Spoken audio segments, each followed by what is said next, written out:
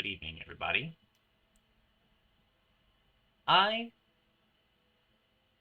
This is a video log for January 15th, 2025. It is a Wednesday. It was my day off. It is now the 16th, Thursday, and this is the day after Wednesday. On Wednesday, well, I'll preface. I am a very emotionally regulated man. Not a lot of things get under my skin. Not a lot of things. Technology has a knack for doing it. Yesterday, I recorded a beautiful video log. Beautiful. More beautiful than you'd imagine video log. Like, like really good. Like 16 minutes. Great daily thought. Great plan of action. I was eating. I was vibing. It was like 1 p.m. I'd done a recap of the day so far. It was a decent day. And then I was like, okay, I'll get it later. And then the evening slipped away, so I didn't make an evening video log. So I was like, oh yeah, cool. Tonight, the now that we're in, I was like, I'll make a video log. Should I make a 5-minute video log, just wrapping up everything I said in my morning video log and everything that I remembered saying? And then I go to put together the video, and I'm like, where's the morning video log? It didn't save. The whole video log is gone. So I yapped to myself for 15 minutes for nobody.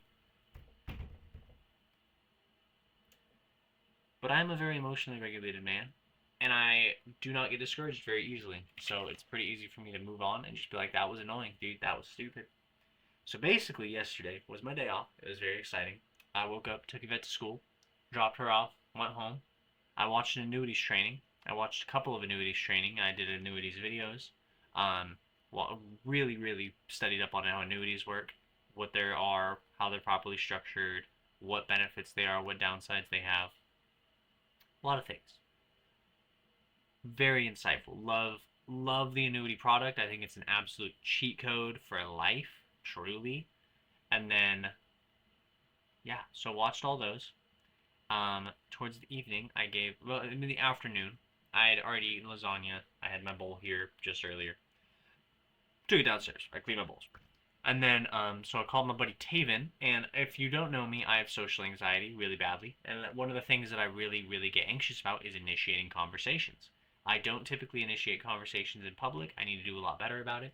And it's very hard for me to make phone calls and initiate conversations over the phone. So, I did this thing where I walked over here and literally just looked at the wall and did nothing for a full minute.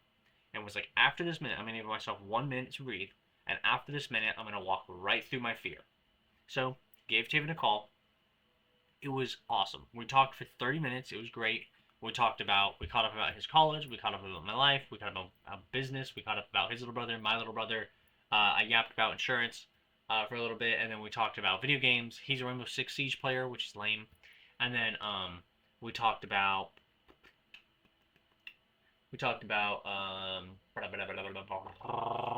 books, dude. We talked about books. I love books. He recommended me the Hyperion series.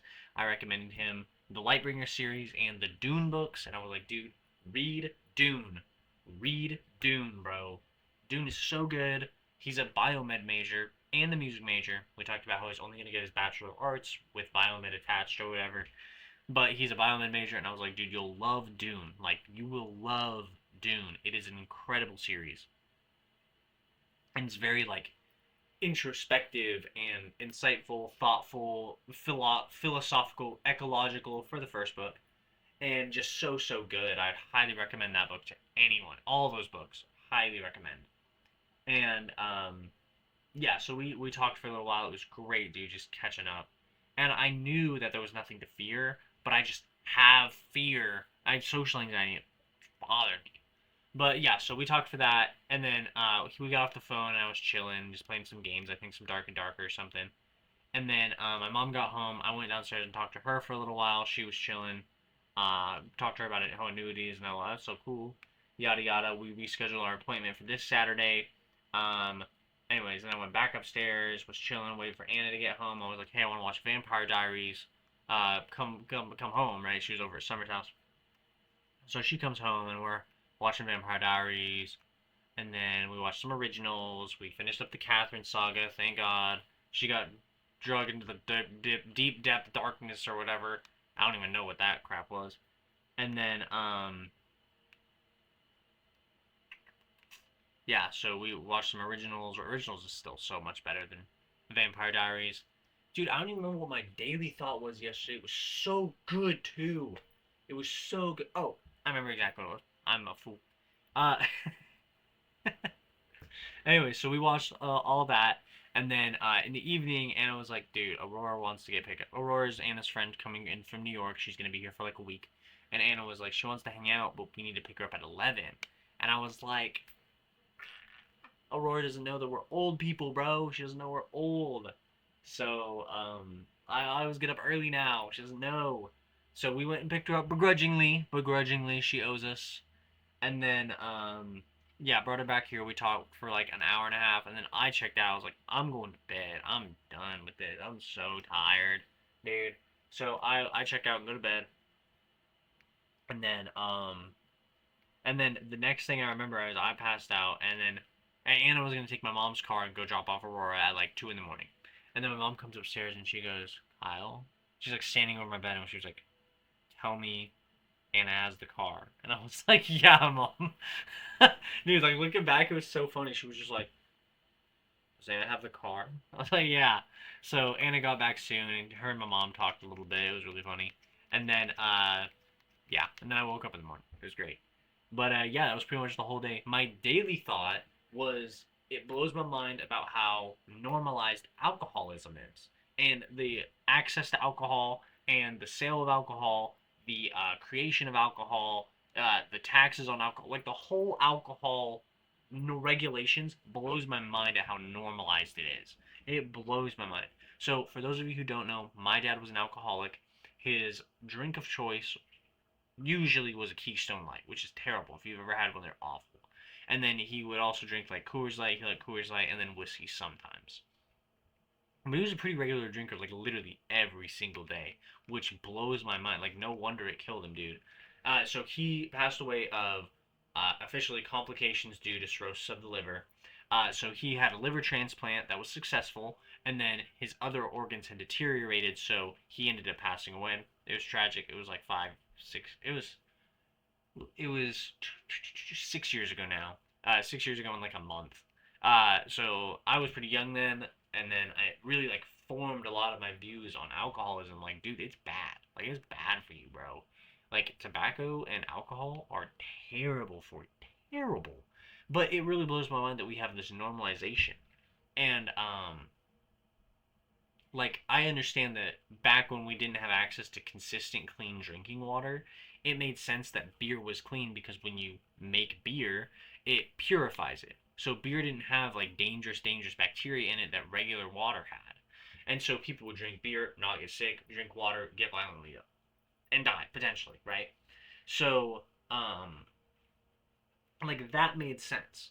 But so I like what really spawned this out was I went to the liquor store on New Year's Eve to pick up some whiskey for my friends whose house I was going over to, and the liquor stores in Idaho are state run. So I walked in and it was like immaculately clean. Everything was organized perfectly. Service was quick and efficient, and I was just kind of sitting there like I was really expecting it to be like a dive bar looking place, like toilet paper on the ground, like crap everywhere, like a liquor store to me was in my 21-year-old mind a crap hole. But it was actually like, really nice, and I was like, this is really interesting that we have such nice businesses selling liquor. That's really interesting, really interesting, and I don't know. Just had the thought of like it is really normal to be an alcoholic. Like it is if you are an alcoholic and you're a functional alcoholic, that is not abnormal. Like that is a normal thing to have occur in your life, which blows my mind, dude. I think this water is about to be ice cold.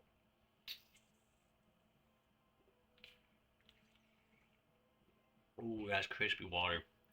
That was so crispy. I'm a water addict. I'm so glad we live in a day and age with access to consistently clean drinking water, dude.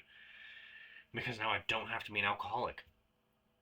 But no, it's just really interesting to me. And like growing up, seeing someone who is an alcoholic, I'm conscious enough of myself to kind of just not exhibit that behavior. Like, I never really looked at my dad and was like, oh, sober dad, drunk dad. It was just always dad, right? Like, I was never like, oh man, he's drunk. Like, he would do drunk things, and I'm like, Dad, you're so goofy right now. Like, you're silly. Because I was a kid, right? He died when I was 15. So, he was in the hospital for a year and a half before that. So, every time before that, I was 13 and under. He'd do some drunk stuff, and I'd just be like, Dad, what are you doing? Like, that's so silly of you. Like, I was just a little kid, really, but was just self-conscious enough to know I don't ever want to drink because it seems like a net negative. Like, it doesn't seem to have any benefits. And after drinking a couple times, it doesn't seem to have any benefits. It is a net negative, dude. Like, it doesn't taste good. It makes you feel like crap in the morning. The experience of drinking is like at best. At best, dude. Like, you can have fun while drinking, but overall, under 5 out of 10. Like, it is a 4.7 out of 10, right? Like, being sober is an 8 out of 10. Like, yeah, I get I get random feelings of impending doom and social anxiety. Whatever, dude. But like, the confidence that comes along with alcohol is not worth the downsides, truly. So yeah, that's my experience with alcohol. Um, it just blows my mind how normalized it is. That's the daily thought. I can't believe alcohol is so normal. I hope everyone had a wonderful January 15th, 2025. Good evening, everybody.